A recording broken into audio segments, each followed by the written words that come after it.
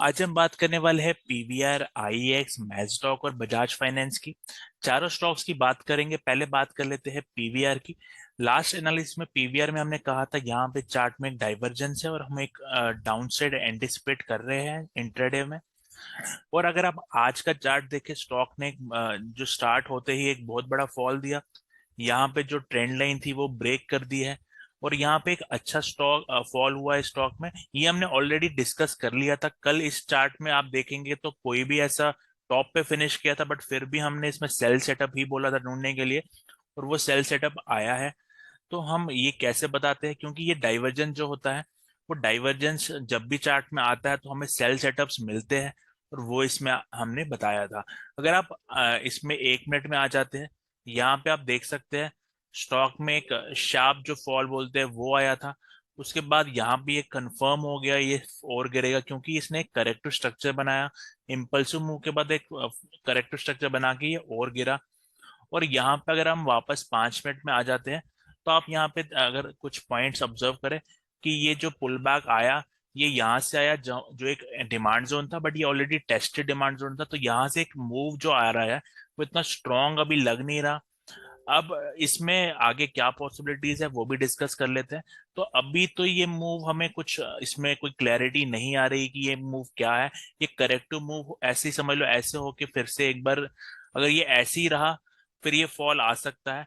But अगर Monday को समझ लो इस एरिया का ब्रेकआउट हो जाता है और फिर आपको यहाँ पे एक शॉर्ट कंसोलिडेशन मिलती है, रेंज मिलती है, तो ये ऊपर जाएगा। बट मोस्ट प्रोबेबली ये थोड़ा अपसाइड देने के बाद गिरेगा। तो हमें ये देखना है कि ये कितना ऊपर जा सकता है क्या।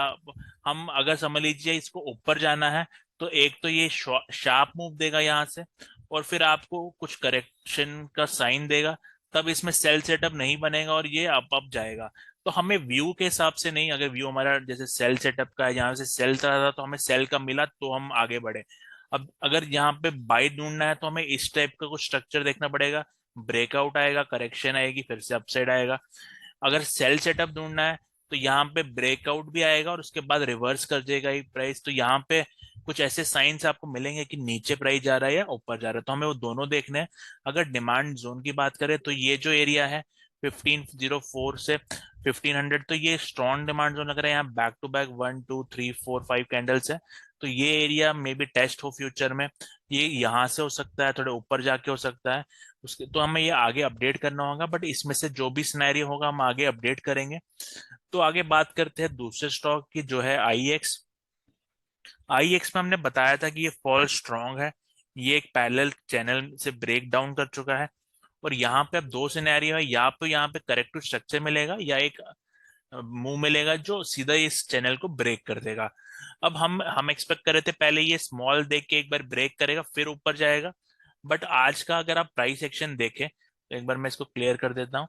यहाँ पे हम पैरेलल चैनल बना देते हैं जो कल बना था इस स्टॉक ने और ब्रेक किया था। तो इसने डायरेक्टली ये जो पैरेलल चैनल है ये अपर की ओर ब्रेक कर दी। जबकि हमारी एक्सपेक्टेशंस थी, क्योंकि ये मूव स्ट्रांग है, तो यहाँ पे ये करेक्शन देके फिर से एक बार जाएगा और फिर हमारी जो एक्सपेक्टेशन थी वो ऐसी थी। बट इसने डायरेक्टली ये कर दिया। तो विच मीन्स हमारा व्यू नहीं, आपको इम्पोर्टेंट है एक्चुअली प्राइस क्या कर रहा है। यहाँ पे करेक्टिव नहीं, सीधा इसने फास्ट तरीके से ये तोड़ दिया। अब यहाँ पे क्या इंटरप्रिटेशंस निकल के आती है वो हम बता देते हैं। अब जैसे ये आप प्राइस एक्शन देख रहे हैं, यहाँ पे ये एक सिनेरियो हो सकता है कि ये सारा एक ए बी सी करेक्शन है और ये मूव इस जो स्विंग है इसके नीचे एंड हो जाएगा। बट यहाँ पे जो आज हुआ है, जैसे वॉल्यूम अच्छा निकला है चार्ट में, तो ये सारे अच्छे साइंस है स्टॉक के लिए। मैंने कल भी ये बताया था कि ऑल्दो स्टॉक का रिजल्ट अच्छा नहीं है, बट जब भी रिजल्ट अच्छे नहीं होते स्टॉक ऑलरेडी गिर चुका होता है, तो हमें अपसाइड के साइंस मिलते हैं या ढूंढने होते हैं। क्योंकि जब ये टॉप पे था तो न्यूज बहुत अच्छी थी, बट फिर भी ये इतना फॉल कर चुका है। अब ये नेगेटिव न्यूज है तो ये उल्टा करेगा ताकि लोगों को पता ना चले करना क्या है। तो उसी हिसाब से अभी तो ये आज पॉजिटिव साइन है। उसके बाद भी ये फॉल काफी मतलब इतना फास्ट नहीं है, करेक्टिव ही है ओवरऑल। तो ये एक बार इस पॉइंट के नीचे देख के आपको एक अच्छा अपमूव दे सकता है। तो ये हमें देखना है, ये अपमूव इस पॉइंट के नीचे कहीं भी आ सकता है। तो अगर ये इस एरिया में कहीं देता है तो आपको वो लेना चाहिए, और ये इस पॉइंट को जरूर क्लियर कर सकता है जो आज का हाई था। तो हम ये आज के इस मूव से हम मतलब इसमें अच्छा कुछ मूव आया है, वॉल्यूम भी अच्छा पिक हुआ था, तो ये हम आगे ट्रैक कर सकते हैं कैसा मूव आएगा। बड़े चार्ट में कुछ चेंजेस आएंगे तो हम उसको अपडेट करेंगे। अब आगे बात कर जाते हैं मैस्टॉक की। तो मैस्टॉक हमने बोला था ये जो मूव है ये स्ट्रांग है। यहाँ पे आपको एक करेक्टिव स्ट्रक्चर मिलेगा और फिर से एक अप मूव मिलेगा, और फिर नेक्स्ट मूव एक डाउन हो सकता है, बट वो पहले उससे पहले ये अपसाइड इसमें आएगी। अगर आप आज का चार्ट देखें मैस्टॉक का, तो हम इस पॉइंट में थे। एक बार मैं इसको रिमूव कर देता हूँ चार्ट को। तो यहाँ पे हम इस पॉइंट पे थे, और यहाँ से आप देख सकते हैं आज जो मूव मिला, पहले हमें एक करेक्टिव स्ट्रक्चर मिला और फिर आपको फिर अपसाइड मिला है। अब इसमें क्या पॉसिबिलिटी है, क्योंकि यहाँ एक डाइवर्जेंस आ रहा है, तो नेक्स्ट मूव तो इसमें प्रॉब्ली एक प्रॉफिट बुकिंग होगा जो डाउन साइड होगा। और फिर हमें देखना है कि एक बार फिर से ये अपसाइड देता है कि नहीं, या फिर डायरेक्टली जो ये ट्रेंड लाइन है, जो ये हमारी ट्रेंड लाइन है यहाँ से, ये मैं एक बार ड्रॉ कर लेता हूँ।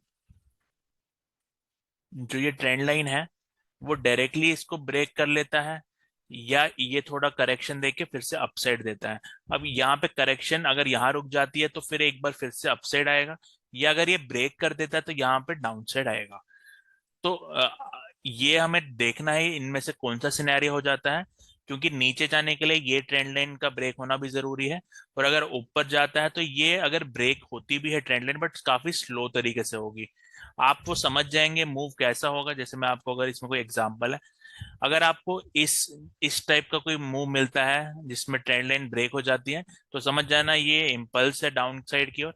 बट अगर समझ जाना कि अगर कुछ ऐसे करके ब्रेक कर रही है, जैसे यहाँ पे अगर आप ट्रेंड लाइन ड्रॉ भी करते हैं, ये ब्रेक तो हुई है लेकिन ये काफी स्लो तरीका है, तो यहाँ से अपसाइड ही मिलेगा।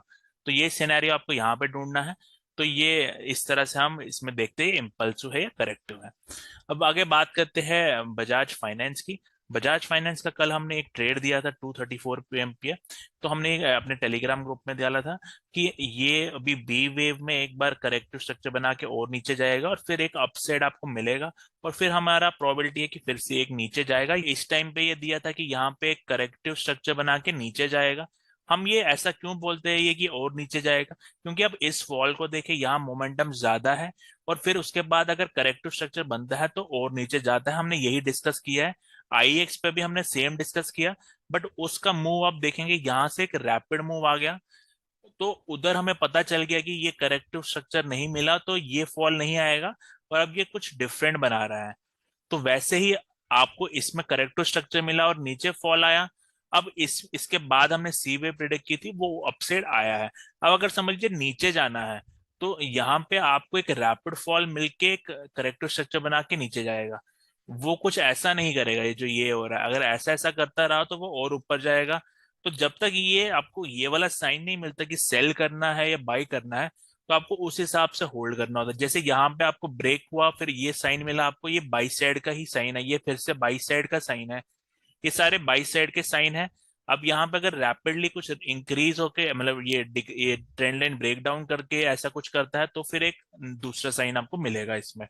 आई होप ये सारे पॉइंट्स क्लियर है, ये एनालिसिस क्लियर है। कोई डाउट है इसे आप कमेंट डाल सकते हैं। ये एनालिसिस आपको पसंद आ रही है, वीडियो को लाइक करें, चैनल को सब्सक्राइब करें। Thank you.